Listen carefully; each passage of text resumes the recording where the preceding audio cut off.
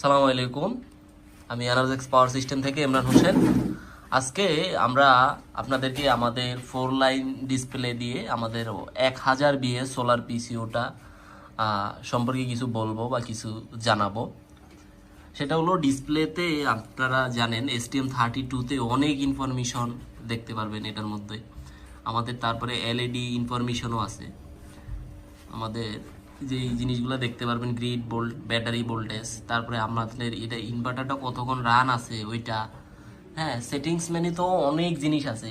এটা নিয়ে যদি বিস্তারিত ভিডিও বানাইতে যাই তাহলে দেখা গেলো যে 1 ঘন্টার উপরে ভিডিও চলে যাবে। এত কিছু তো একসাথে দেখানো সম্ভব হয় না, এই কারণে আমরা মাঝের মধ্যে কিছু কিছু জিনিস আপনাদেরকে দেখাই। এটা STM32-র মাধ্যমেই আমাদের এমপিপিটিটা ড্রাইভ করা হয় আর কি। এই যে তারের মাধ্যমে 10 পিন জ্যাকের মাধ্যমে আমাদের এমপিপিটিটা ড্রাইভ করা হয়।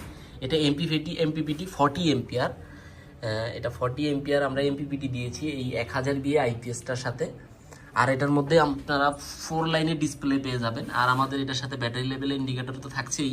তারপরে এলইডির মাধ্যমে আপনারা সকল ইনফরমেশন দেখতে পারবেন যে এখন আমাদের সোলার মোড, এসি ইন, সব কিছু এখানে এলইডির মাধ্যমেও দেখতে পারবেন। Overload, low battery, inverter on, হ্যাঁ আপনারা সকল ইনফরমেশন এলইডির মাধ্যমে প্লাস ডিসপ্লের মাধ্যমে আপনারা সোলার থেকে কত ওয়াট পাচ্ছেন, আপনার সোলার আইপিএসটা আজকে দিনের মধ্যে কত ঘন্টা, মানে আপনারা কত ঘন্টা আইপিএসটা ব্যাকআপে চালাইছেন ওইটাও আপনারা ডিসপ্লের মাধ্যমে দেখতে পারবেন। যে আপনারা ইনভার্টার রান আওয়ার দেখতে পাচ্ছেন, তারপরে ইউপিএস মোড ইউজ করতে পারবেন।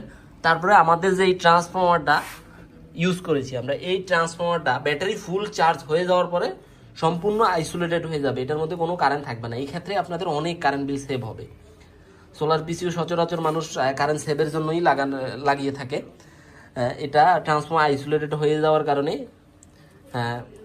বেশ কিছু কারেন্ট আপনারা সেভ করতে পারবেন।